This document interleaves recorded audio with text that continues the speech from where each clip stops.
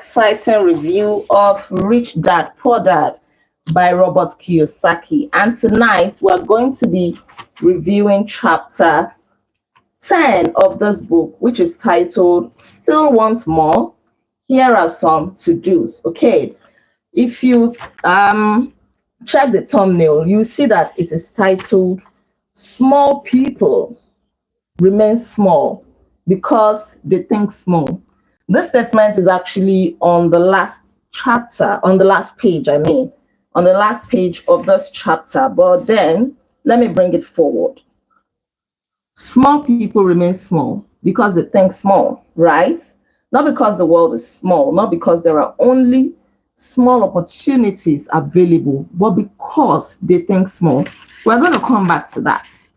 So in the previous chapter, chapter 9, we learned about 10 things, 10 practical things that Robert Kiyosaki used to do that helped him to acquire wealth, to become rich. And in this chapter, he's asking that in case those 10 steps are not enough, he is offering more tips, because whether you like it or not, you must be rich.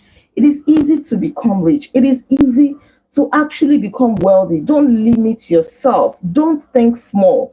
And the tips that you're going to be learning, they will change your mindset in case you are the type that thinks small. So it starts this chapter by saying that many people may not be satisfied with the 10 steps that he offered in the previous chapter because they may see them as just philosophies instead of actions. So now he's saying that philosophy is important just as action is important, because there are some people who want to do, they just want to take action. They don't want philosophy. Don't offer them tips or anything like that. They just want to go straight into action. Meanwhile, there are some people who know all the philosophies, but then they will never do anything. They will never take action. So for those people who really want to take action, who really want to do something, who really want to acquire wealth, he's sharing with us some of the things that you can do. And these are very, very brief, but trust me, they are valuable. They are packed with lessons. The number one thing is this: stop doing what you are doing. Robert Kiyosaki says that it is insanity to be doing the same thing over and over and expecting to get different results. If you are doing something and it is not working, stop doing it. Ask yourself, why is this thing not working? What else can I do that is going to work? Because you have to do away with that thing that is not working, that idea, that formula that is not working. Stop doing what is not working and start looking for new things that will work. Change your strategy. Go back to the drawing board. Don't keep forcing it, doing what is not working. Another thing, another tip that he's offering is this: look for new ideas. Look for new ideas in investing. Look for new ideas through courses, through teaching. He said that he would usually go to the bookstore sometimes, books that would offer new ideas, new formulas. Sometimes you would attend courses, sometimes you would listen to tapes. He calls them new formulas. And there was a time he found this new formula in a book titled The 16% Solution by Joel Moskowitz. And this book was indeed a treasure. He bought the book, he read it, and by the following Thursday, he put into practice exactly what the book had said, step by step. He used the tips offered in that book to find fantastic real estate bargains, as in fantastic ones that he couldn't have found ordinarily if not for the help that this book offered. And so he's saying that most people don't take action, or they really want to take action, but then they allow other people, inexperienced people, little chickens, people that haven't done this thing before, people who are just fidgeting and panicking, they allow them to talk them out of this thing that they want to do. Sorry, just a minute. MK, does that make close this door? They allow these people to talk them out of what they want to do, and that is the end. He said sometime one of his neighbors told him why 16% would not work when it comes to a certain investment. And so he did not listen to him. Why? Because this same neighbor had not done it before. So stop allowing people to discourage you. Stop allowing people to talk you out from to talk you out of that your fantastic idea. And one way to take action, or rather another tip, not one way, another tip, yeah, when it comes to taking action, of course, is find someone who has done what you want to do. It is not every time that you be racking your brain. Some people have cracked the code. They have done exactly what you want to do. They know how it works. They understand the formula. So find this kind of a person. Take the person to lunch. Give the person a tip. Become the person's friend. Warm your way into this person's heart. Buy gifts for this person. There's a reason why you are doing this. Move closer to the person. Who are your friends? Are all your friends people that cannot offer you any valuable insight into what you want to do? Then that is not going to get you anywhere. If you identify somebody that knows what you really, really want to know, what are you waiting for? Become this person's friend. So I give an instance of a time that he actually wanted to invest into a certain certificate, an investment, portfolio kind of called 16% tax lien certificate. So he went to the county tax office, and found one government employee there, a lady who worked in the office, and he discovered that this same lady had invested in this certificate herself. So what did he do? He immediately invited this lady to lunch. And this, just by that singular gesture, this lady was so thrilled that she taught him everything that he needed to know. Even after they were done eating, she spent all afternoon showing him everything, explaining to him how to do it, and all of that, just because of lunch. And he said that he found all of that to be very helpful. It took him just one day to read a book, a day to take action, an hour for lunch, and a day to acquire two great deals, because he actually acquired two great deals from that. Of course, there might be more, but these were the immediate ones that came after he took the lady to lunch. Another tip is this: take classes and buy tapes.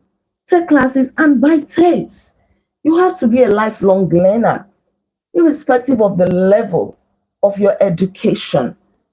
Listen to tapes. Go on, maybe tapes are not in vogue anymore. So go on YouTube, right? Download audio messages, listen to podcasts.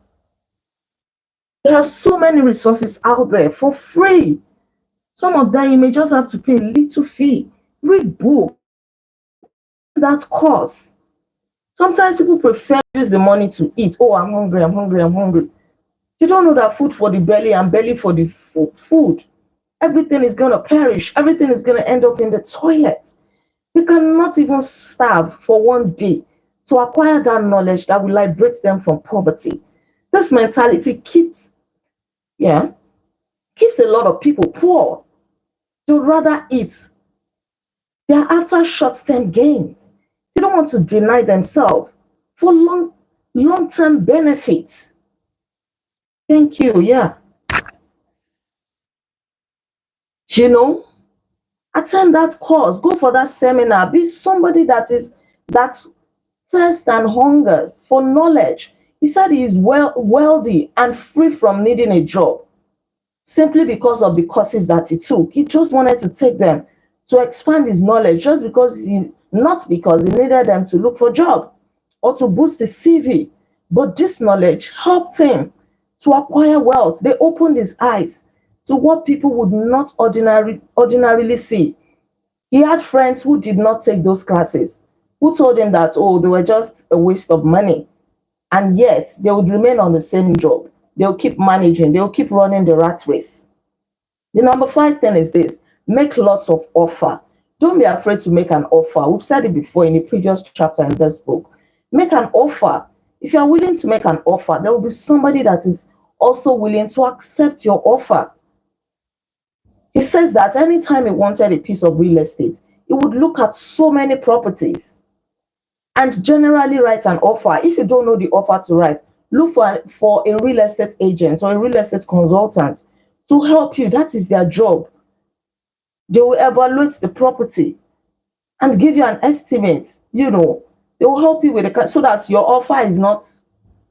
In fact, this can be any offer. Even if the real estate consultant still makes an offer, you know what your budget is, you know what is in your pocket. You can still slash it if you think that it is too high.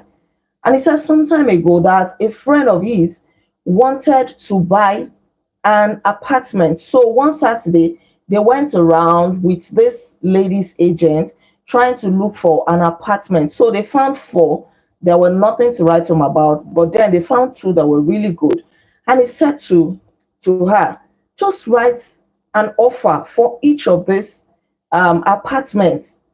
Offer half of what the owner is asking for. But this lady and her agent thought that that was too rude. It was too ridiculous. So they didn't make any offer. And they went around looking for a property with the right price, and they did not find any. They did not make any offer. They did not find any. If you are willing to make an offer, you just never know. You don't know what the right price is until you have a second party who wants to deal. Until you find somebody who thinks that, okay, your offer is good enough. You may think that it's too small, it is ridiculous. But don't assume until the person says, no, it is actually ridiculous.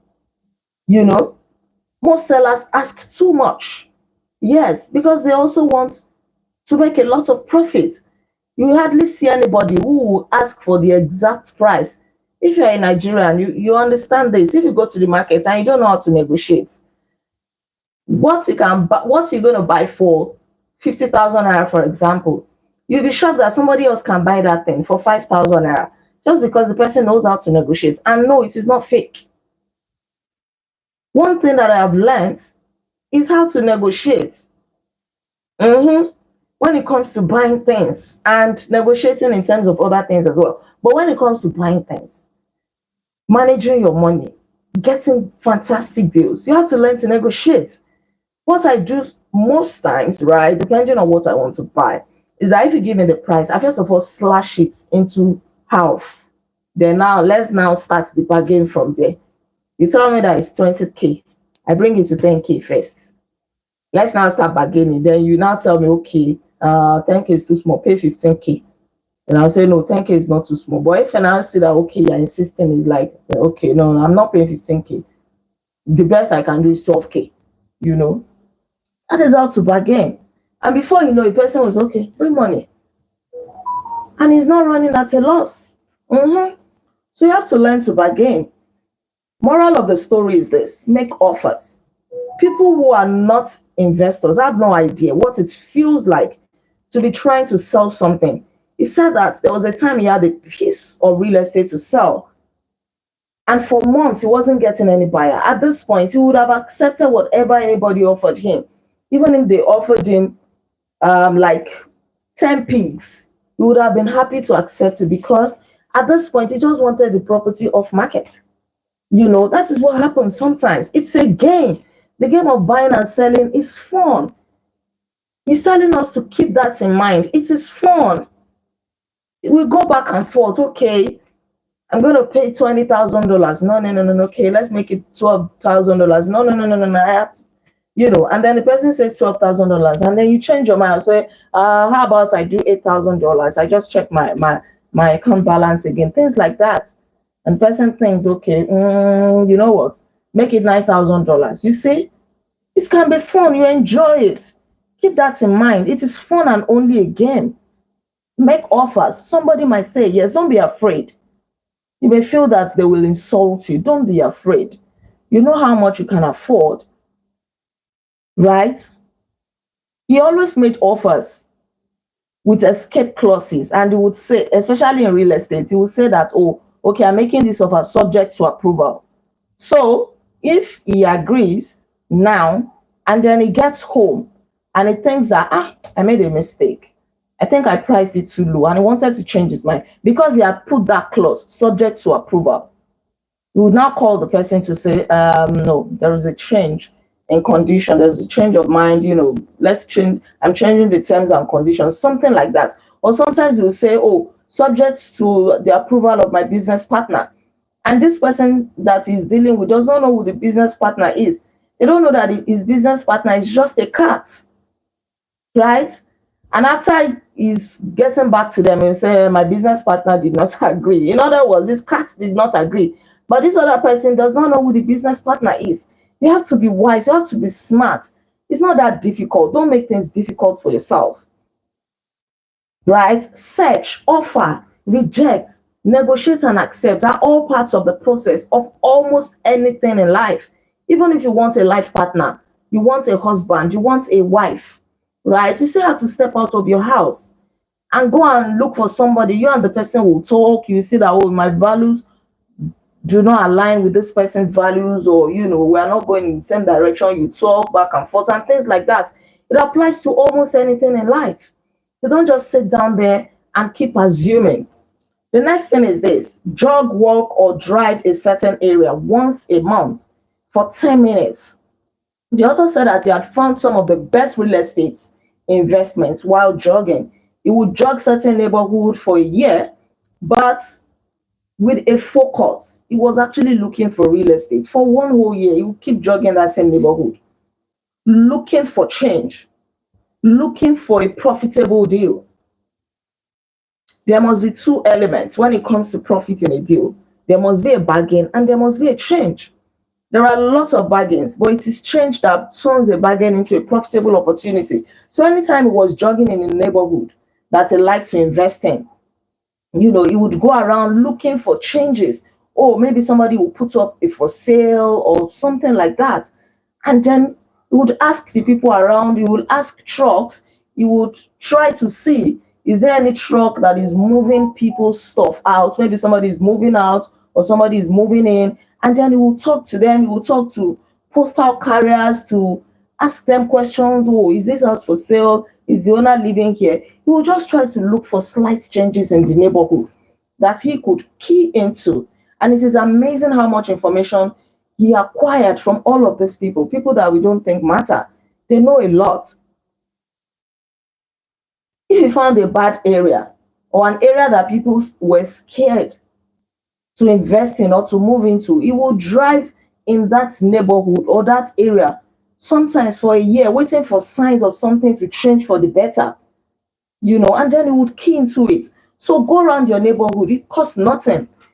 And then he would do it while doing something else. So he wasn't just doing it alone, he would do it while exercising, while jogging, more like using one bird to kill two stones. He's actually jogging and exercising his body, at the same time watching out for any opportunity for a good deal in the area. The next tip is this: as for stocks, he liked Peter Lynch's book, Beaten, for his formula for selecting stocks that grow in value. And he found that the principles of finding value are the same regardless whether it is real estate and stocks, new companies, a pet, buying a home, finding a spouse, any bargain at all. It is the same thing. The principles of finding value, whether you want to find it in anything at all, the process is always the same. You need to know what you're looking for and then go for it. Be clear in your mind. Yesterday, we talked about having a definite purpose, a strong reason for wanting to do something. If you really don't know what you want, everything is going to look like it. The next thing is this: the next tip: why consumers will always be poor. Anytime a supermarket offers any item for sale, you see people rushing to buy it.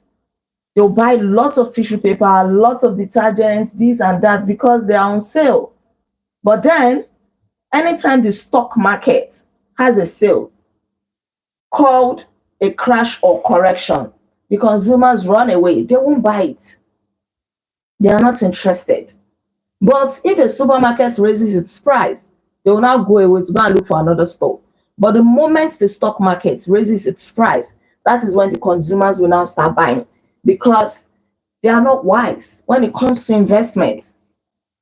A lot of people despise the simple things because something is too easy. It appears too simple. Then it means that it is not correct. It is not good. That's how so many people miss out on good things. They don't realize that some of the best things of life are actually hidden in ridiculous things.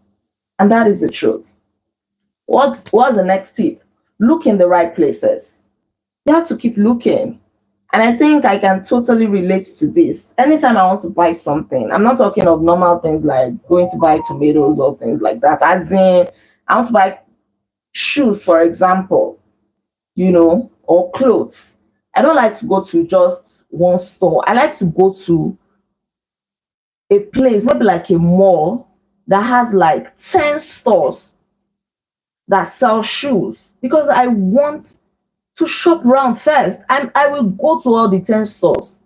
Sometimes my husband will think that it is a waste of time. You could have bought that shoe from the very first store, but no, I want to feed my eyes. I want to see whether I can get something better from what I saw in the very first store. So I'll go to the second store. And then in my mind, I'm like, what if the third store has something better? Then I'll go there until I go to all the 10. I do this a lot, especially when I have the time, right? And it's not like I have a particular shoe in mind. I just want to go shopping and look for the best that I can get. I will go around. So you have to look in the right places. Keep shopping around.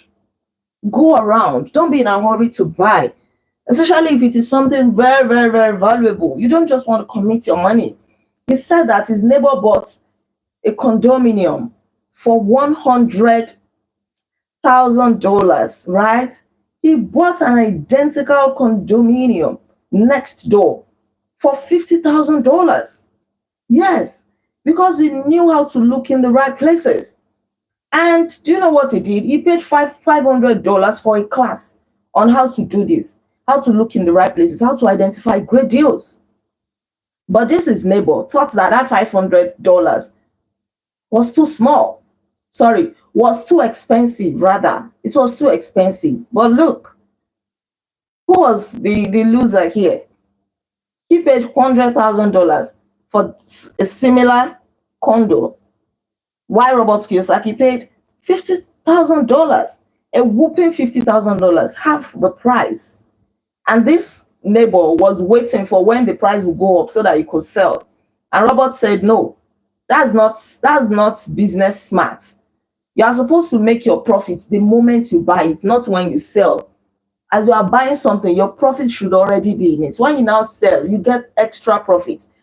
Don't buy at an expensive rate and be waiting to make gains when you are selling. All right. So you may have to pay something small to acquire knowledge. We've said that before. You don't want to pay for that course, for that seminar, for that book. But then in actual sense, you are paying more by ignorance. What's the next tip? I look for people who want to buy first. Then I look for someone who wants to sell. In other words, you don't always have to sell a product that you have. You can actually look for those who have a problem in a certain area, people who need a certain product.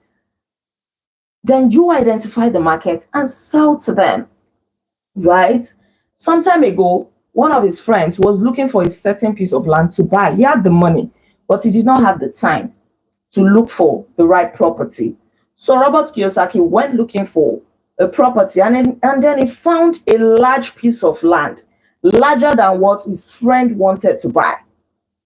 So he offered an option for it to tie down the land, and then he called his friend to say, oh, I found land for you, the exact thing that you want. But in actual sense, he actually found something bigger. So this his friend paid for it. And then from that large portion of land, cut out the small piece that his friend wanted, and he kept the remaining for free. Moral of the story: buy a pie and cut it in pieces. Most people look for what they can afford, so they look too small. I want just a plot of land, when they can actually use that same money for a plot to buy an hectare. right? I want just a plot of land. So I want just a plot of land. I have 5 million naira, or I have $10,000. I'm looking for a plot of land. That is my budget. And so one real estate agent shows up and says, "Okay, yes, yes, yes, I found a piece of land that fits into your budget. It is exactly 5 million naira or $10,000."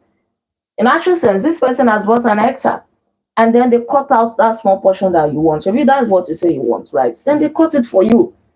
And this is how a lot of people miss out on great deals. So don't be afraid to buy in bulk. Don't be afraid to buy something big. You will find people that will now want pieces, cut it for them. In the long run, you make profit, you still have extra to keep to yourself for free. Don't play it too small. Small thinkers don't get the big breaks. If you want to get rich, think bigger first. Think bigger first. Retailers, like to give volume discounts because most business people love big spenders. Even if you are small, you can always think big. I usually tell small business owners this. They play small when it comes to their businesses. They play small simply because they've conditioned their minds to think that their business is small. It's just a small business. Oh, I'm a small business owner. So they play very small. And that's why you find somebody, a small business owner, who has just one shop, a small shop that he has been running, and he has been running it for 10 years. He doesn't have another branch. That same space is what is still for 10 years. If the person is smart, the person ought to have other shops in other locations, right? But because the business is small, then they allow it to remain small. Look for big deals. There was a time he was running a company, and the company needed computers. So he called a few friends, several friends actually, and asked them if they were ready to buy computers as well. So they showed interest. So they went to different dealers, they negotiated a great deal because they were buying so many. They were buying in bulk. They were buying in bulk. And so they were able to save a lot of money on that. And they had done the same thing with stocks, right? Look for people who want to buy. You need a plot of land. Join funds together with some of your friends. Buy an hectare. You buy it cheaper. You buy it cheaper. So many real estate companies, they offer huge discounts for people who want to buy large expanse of land. Yeah. So those who are actually buying plots, I want plots. You see that in the long run, you are paying more. Somebody who is buying an hectare can actually get more money, get huge discounts.